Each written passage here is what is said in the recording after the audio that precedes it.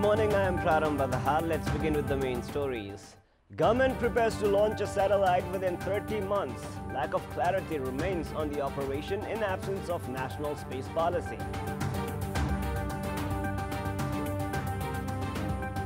Law which provisions the Prime Minister to deploy army drawn in criticisms. Debates escalate on risks of army abuse for political ambitions. Rashtriya Janata Party corresponds its ministers to assign tasks to state ministers in Province 2. Jobless state ministers demand for responsibilities or withdrawal from the government.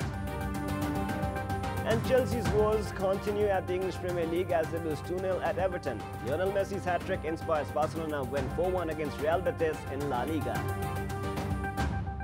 The government has begun preparations to launch a satellite without a national space policy in place. Minister for Communication and Information Technology Gokul Baskota has claimed that Nepal will launch its own satellite to space with the financial aid and technical support from the government of France. However, works related to Nepal's satellite remain uncertain in absence of a national space policy. The government is making preparations to launch its own satellite in the orbital station allocated for Nepal by the International Telecommunication Union (ITU). An agreement has already been reached between Nepal Telecommunications Authority and Thales Alenia Space of France to launch Nepal's satellite. France is to provide soft loan and technical support for the same and will also help launch the satellite after its completion. The satellite would aid in research for aviation security, television, internet, communications, national security, weather, minerals and petroleums, among others. However, in absence of a sound policy, operation aspects of the satellite to be sent with the help from France remains unclear. A satellite should have launched 4 years back in the orbital station provided by the ITU. However, Nepal has missed the deadline on numerous occasions. More than 4 billion rupees heads out of Nepal for using services related to television and internet in absence of its own satellite. The government therefore has said that works have begun as a satellite of our own is very significant. Satellites are also necessary for national sovereignty and self-dependence. However, risks of external players reaping benefits are high in absence of laws and technologies required for launching a satellite of our own.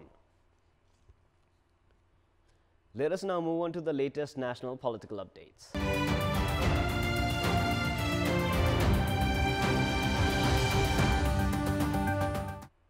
The National Security Council, which was established around half a century back, had been provided with a secretariat with administrative bodies. However, a legal structure for the council's operation, actions and responsibilities was missing. Draft of the laws required for the council has now been presented at the parliament. Contrasting opinions have begun to surface as the law, which is set to be introduced for the first time, has provisioned army to be deployed by the Prime Minister. The most powerful entity for implementation of national security policies, the National Security Council itself, was without a legal framework. To fill the void, the Ministry of Defence tabled a bill related to the activities, operation, responsibilities and jurisdiction of the National Security Council at the Parliament last week. However, the proposed provision of the bill related to operation of army drew criticisms. As provisioned by the bill, Prime Minister, who also chairs the Security Council, can deploy the army on their own when the meeting of the council fails to take place. The proposed law is now being debated because of this exact provision. Subsection 3 of Section 6 of the bill has sanctioned the Prime Minister the authority to deploy army. With the Prime Minister as the chairman, the council holds 7 members, including the Ministers for Defence, Foreign Affairs, Finance, Home Affairs, Chief of Army Staff and the Chief Secretary. Attendance of 5 members at the meeting of the National Security Council is considered valid. The significant part in this is that the meeting of just the political officials or the ministers can decide to deploy army, which means army can be deployed without the participation of the Chief of Army Staff and the Chief Secretary, and this could be risky. While it is positive that a legal framework is being introduced even after 50 years of establishment of the Security Council, it is imperative to be aware about possible abuse of the entity responsible for national security to fulfill political ambitions. Moving on, 6 state ministers in Province 2 are without tasks as the ministers have yet to delegate works. State ministers are knocking the doors of their parties as they have not been able to perform any departmental works. It has been 9 months since Suresh Mandal was appointed as the State Minister for Industries, Tourism, Forest and Environment. Mandal belongs to Rashtriya Janata Party and was elected from Sira Constituency 4B. However, Mandal is yet to be assigned with any responsibility of the ministry. Dimple Jha and Aviram Sharma, who were assigned with the responsibility of state ministers for physical infrastructures and social development on the 25th of September last year, are also without any work. Except for reaching the office and attending public programs, they have not been assigned with any departmental responsibilities based on their designation. State ministers who have not been assigned with any task are requesting their respective parties for help. State ministers from Rashtriya Janata Party have asked their party leadership to urge the government to assign tasks or demand their withdrawal from the government. Based on their demand, the party has corresponded its ministers in the cabinet with an ultimatum of sanctioning rights and tasks to the state ministers within 3 days. A total of 6 state ministers were appointed, 3 each from Sanghiya Samajwadi Forum and Rashtriya Janata Party, to manage the political power share. Condition of state ministers from Forum is also similar. Despite the appointment of state ministers to facilitate the ministries and to expedite the operation of the ministers and the ministries itself, failure in allocation of ministerial tasks has left state ministers without any role in share of projects, budget allocation and policy formulation. Yesterday, we asked the service seekers at Bengal municipality regarding their opinion on development works and the service delivery of the municipality. Let us now take a look at what they had to say. Public voice. नगरपालिका भित्र के काम भइराखेको छ भन्ने जनतालाई जानकारी नै छैन। इभन कार्यपालिकाका सदस्यहरूलाई के भएको छ, तपाईहरुको भित्र के गरिराख्नु भएको छ, स्थानीय सरकारले के काम गरिराखेको छ भन्दा हामीलाई थाहा छैन। खै हामी त हाजिर लाउँछौं, हामीलाई धेरै कुराहरु उनीहरुले कार्यपालिका साथीहरुलाई थाहा हुँदैन। वडामा वाइफाई भने थियो, त्यसमा हामीलाई एकदम खुशी छ। देश विदेशको खबर सुन्न पाएका छौं। रेडियो जोडिया छ, रेडियोमा हामीले त्यसमा देश विदेशको खबरहरु छोराहरुसित विदेश बसेका हरूसँग कुरा गर्न एउटा प्रत्यक्ष हामीले पाएका छौं। समूहहरु दर्ता गरिराखेका छन्। समूहहरुमा के अलिकति थोरै भए पनि बजेटहरु हाल्ने गरेका छ। दलित हकको बारेमा के त पर्सेन्टेज चाहिँ छुट्याएको छ, तर के जति पनि हेर्नुपर्ने दलितहरुलाई चाहिँ त्यति समय जो दलितको समस्या त्यो समाधान गर्ने चाहिँ नगरपालिका अहिलेसम्म सकिरहेको छैन।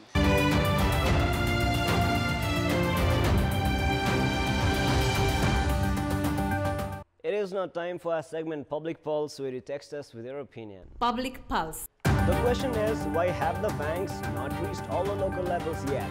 Your options are A, lack of monitoring, B, banks hesitance, and C, lack of infrastructures.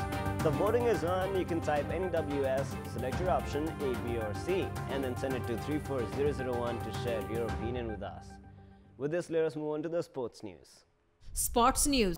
Chelsea's poor run of performances have continued at the English Premier League as the London club lost 2-0 away at Everton last night. Chelsea manager Maurizio Sarri says his side have reached their mental limit after their top 4 hopes were dented by Everton's second-half resurgence. The visitors dominated possession in the first half, with Eden Hazard striking the post and Pedro wasting a chance from close range. But their failure to convert the chances was punished 4 minutes after the break as Richarlison headed in following a corner for his 13th goal of the season.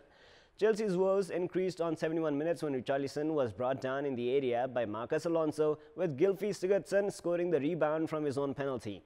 As a result, the visitors failed to capitalize on their game in hand and still 6th in the Premier League table, a point behind Manchester United, who they would have leapfrogged had they won. Victory would also have taken them level on points with 4th-placed Arsenal. Now, Lionel Messi scored a hat-trick of the highest quality as Barcelona avenged their defeat by Real Betis earlier this season to move 10 points clear at the top of the La Liga table. Messi's first was a 20-yard free kick before he converted Luis Suarez's backheel pass with a toe-poked strike. The pick of the bunch was a clipped finish that went in off the bar. Suarez scored a fine individual effort when Loren Morin grabbed Betis' only goal with a superb finish. Of Messi's 33 hat-tricks in La Liga, this surely ranks as one of his finest. Barcelona now have 66 points from 28 matches. They are 10 points ahead of Atletico Madrid, with Real Madrid third with 54 points. Now back home, our own Ajit Kumar Yadav has won a historic gold medal for Nepal at the 3rd Asian Youth Athletics Championship, which was held in Hong Kong. This is Nepal's first gold medal at Asian Youth Athletics Championship. Ajit completed the 3,000-meter distance in 8 minutes, 30.32 seconds to grab the gold medal. He left behind Amit Jangin of India and Gumil Al-Ahmati of Yemen. Ajit's nearest competitor was Amit of India, who finished the distance 6 seconds later. Gumil Al-Ahmati of Yemen finished third as he completed the distance in 8 minutes, 38.60 seconds. The Asian Youth Athletics Championship features 40 events.